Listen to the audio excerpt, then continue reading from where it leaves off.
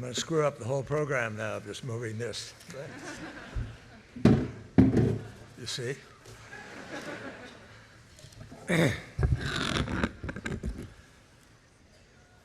First of all, thank you for this extraordinary honor. I'm really very touched. For years, I've attended Mass in the chapel when I was here as secretary and senator. And Georgetown has a special place in my heart, in our family heart. My stepson went here, rode here, and is passionate about his participation at Georgetown. Thank you, President Groves, for your leadership, and thank you for the honor that you have bestowed upon me. It is special. Provost Colbert, thank you for, you have a tough job. Not that the others don't, but it's hard work being provost at any college or university because you're really overseeing the mechanics. And of course, Dean Hellman, thank you so much, sir. You've been just terrific. We had a good chance to just visit with each other a few minutes ago and go back in history, because way back in history with Dean Peter Crow, I had the privilege of being briefly on the Board of Advisors, Board of Visitors for the Georgetown School of Foreign Service. I understand Tom Brady spoke to the business school earlier today. So technically, folks, he was my opening act.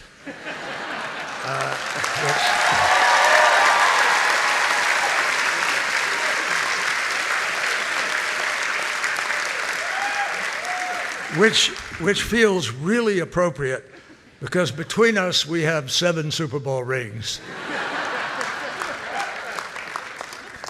Of course, you all know Tom's story. Before he became the GOAT, he was picked number 199 in the draft, a 6th round selection. So I felt oddly reassured when Dean Hellman told me that I was your 6th choice for commencement speaker. Now, I graduated from college exactly 60 years ago, and from a Jesuit law school a decade later, believing, as you heard a moment ago, that we can change things. We can, each of us individually, make a difference. In 1966, Time magazine named not one person, but our entire generation, Person of the Year. And they predicted that we would cure poverty, cure disease, end war, build better cities, and more or less perfect the world. Now, I know what some of you are thinking. How'd that go? Fair question. But the truth is, we made progress. And progress is messier than you can imagine, and you will learn that as you go forward in your careers. History just doesn't move in straight lines. It lurches, it stalls, it surprises you. Sometimes it bends towards justice, and sometimes it feels like it just entirely misplaces the map. But if there's one thing I've learned after a lifetime of service, of diplomacy, of politics, and more airport lounges than any human should endure, the world changes fastest precisely when people assume that it can't. In class of 2026, whether you like it or not, you are graduating into one of those moments. You're entering a world of extraordinary possibilities and profound uncertainty. A world reshaped by artificial intelligence, climate disruption, geopolitical instability, technology breakthroughs, democratic strain, institutional stress, and information systems that often reward outrage faster than understanding. And unlike my class in 1966 or 1976, you're not graduating into a world where diplomacy is winning the day, as we just heard, let alone diplomacy artfully practiced, nor even where basic governance and compromise is considered a shared responsibility, or basic truth is accepted as an objective reality. Here's the good news. You have something that my generation did not. You already know uncertainty. You grew up with it. Economic shocks, political division, a pandemic, wars live streamed into your phones, technologies transforming faster than institutions can adapt. You understand something that earlier generations sometimes resisted and avoided. The world can change overnight. And strangely enough, that may become your greatest advantage. Because uncertainty, contrary to what people will tell you, is not weakness. It's an asset. Uncertainty keeps you curious. It forces you to ask better questions. It prevents the dangerous illusion that you already know everything. And after decades sitting across negotiating tables from presidents, prime ministers, adversaries, allies, activists, generals, and occasionally senators convinced they were the smartest person in every room, I can tell you this, folks.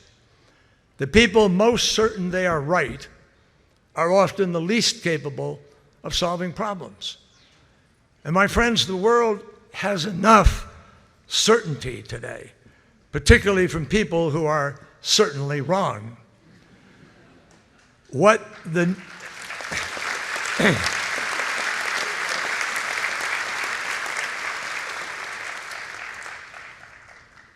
I hope and pray it doesn't sound trite, but what the world needs now is wisdom. And wisdom begins with humility. The single most important lesson I think that I learned about diplomacy did not come from a classroom. It didn't come from the Foreign Relations Committee. It came from my father, who for a time was in the Foreign Service, the 1950s, Cold War. He told me that diplomacy depended on being able to see the world through somebody else's eyes, understanding their assumptions, their fears, their aspirations, the experiences that shaped them, not agreeing with them necessarily, not abandoning your principles or ignoring your own interests, but understanding enough to actually make progress. That's diplomacy.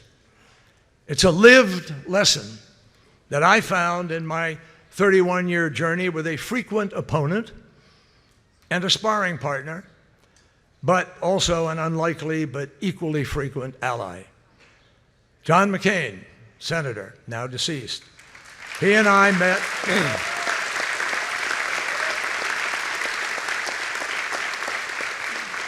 He and I met on the floor of the United States Senate in 1987, the day he was sworn in. I'd been sworn in 2 years earlier.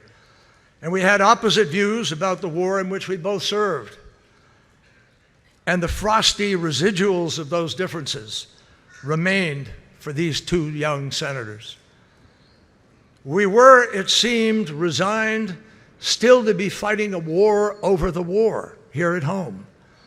And then years later, around the first Gulf War, through happenstance and seat assignments that are based in the Senate on seniority, we were plunked together, face to face, for a night of flying to Kuwait. Neither could sleep. We struck up a conversation. And John spoke about the weight of growing up with his father and grandfather as admirals. We ended up inevitably talking for the first time, talking out our own experience. He as an aviator, mine as the skipper of a 50-foot gunboat on the rivers of the Mekong Delta. And from that all-night conversation, something started to stir in both of us, a decision to end the continuing war over Vietnam in our own country. That had to stop. And so we joined forces to answer the questions, legitimate questions, in the most case, about potentially thousands of missing Americans in Southeast Asia. And ultimately, John and I decided to make peace with Vietnam, but first with each other. On one trip,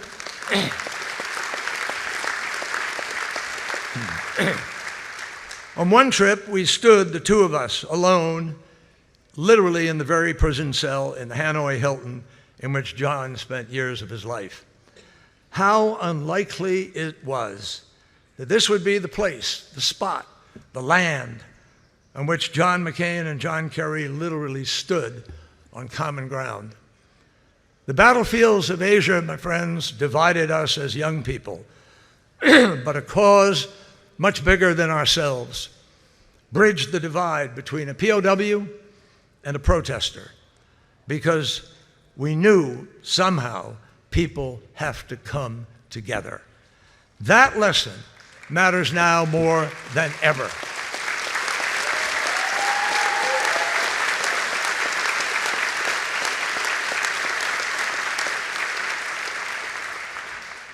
And at some point in time, folks, we in the US started to confuse talking with people with talking at them. We confused performance for persuasion, volume for leadership, certainty for strength. And maybe the greatest challenge facing your generation is this: to rebuild truth and trust in a world that increasingly profits from disinformation and division.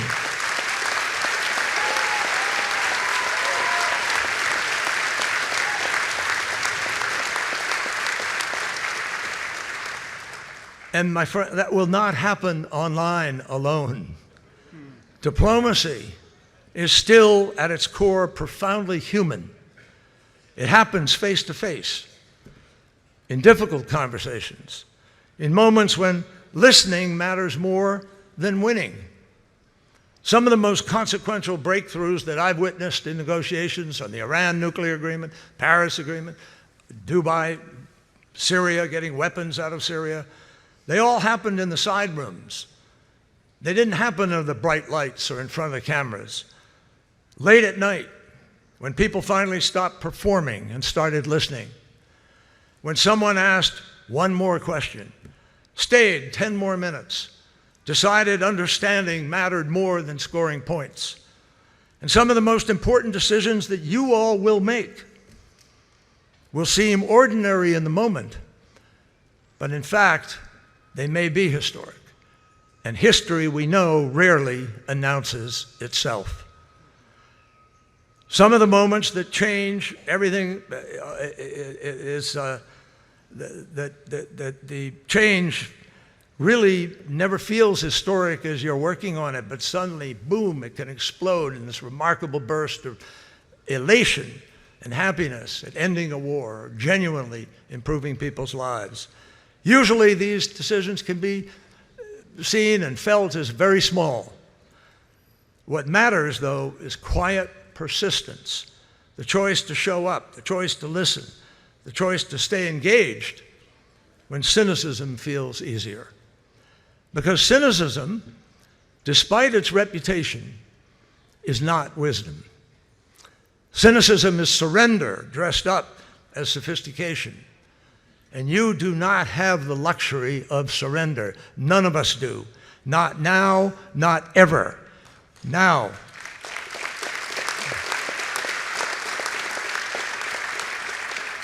We can't afford to walk away and just say we'll leave it to someone else in a world that is this interconnected, this fragile, but this full of possibilities, all of which are extraordinarily exciting and energizing. The truth is that the trajectory of human progress is remarkable.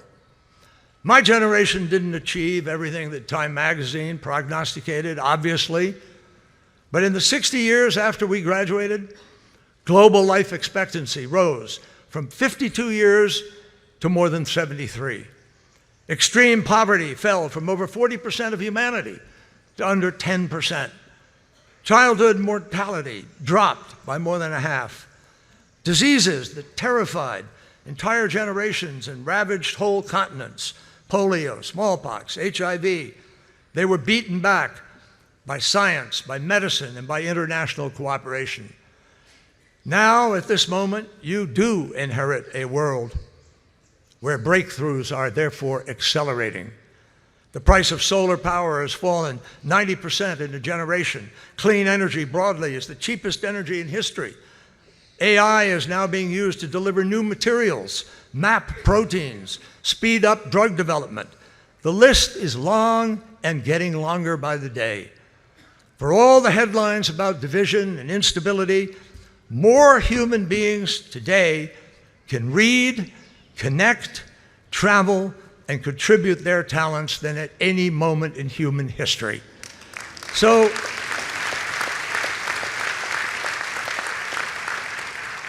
the next 60 years will bring boundless carbon-free industry, cures for cancers and brain diseases, abundant clean water, all through developments in technology. But we have to work together to make those things translate into the lives of people.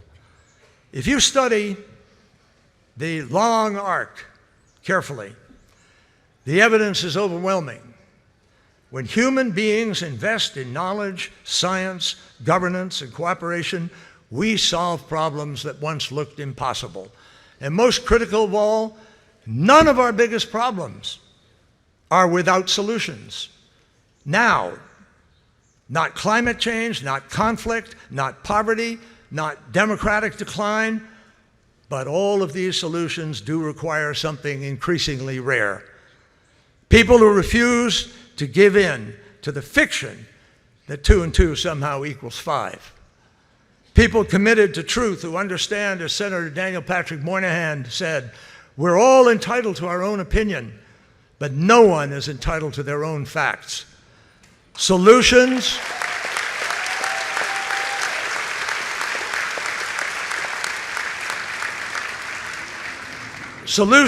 require people who are willing to stay in the arena, people who use their platforms to bring people together instead of pushing them apart. There is a line, among many of the great lines, in T.S. Eliot's The Love Song of J. Alfred Prufrock, one of my favorite poems. And Prufrock asks, do I dare disturb the universe? But he spends most of the poem hesitating, wondering, second-guessing, waiting, unsure of choosing. And respectfully, the challenge of today requires you, each and every one of you, in whatever walk of life you choose, to do exactly the opposite. Class of 2026, disturb the universe. Disturb it with curiosity.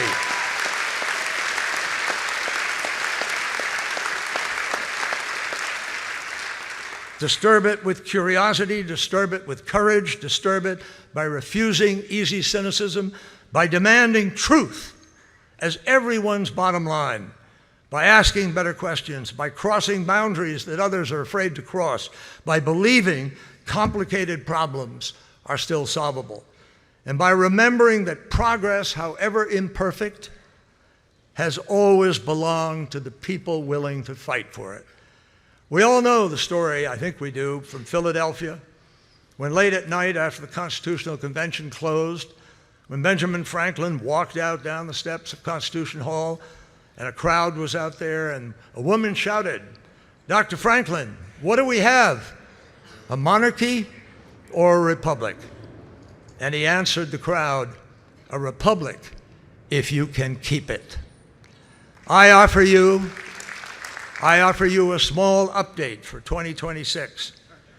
A peaceful world, if you choose to build it. A functioning democracy, if you choose to participate in it. A livable future, if you choose to fight for it. And a more humane century, if enough of you dare, in your own way, to disturb the universe. Class of 2026, congratulations, good luck, and God bless.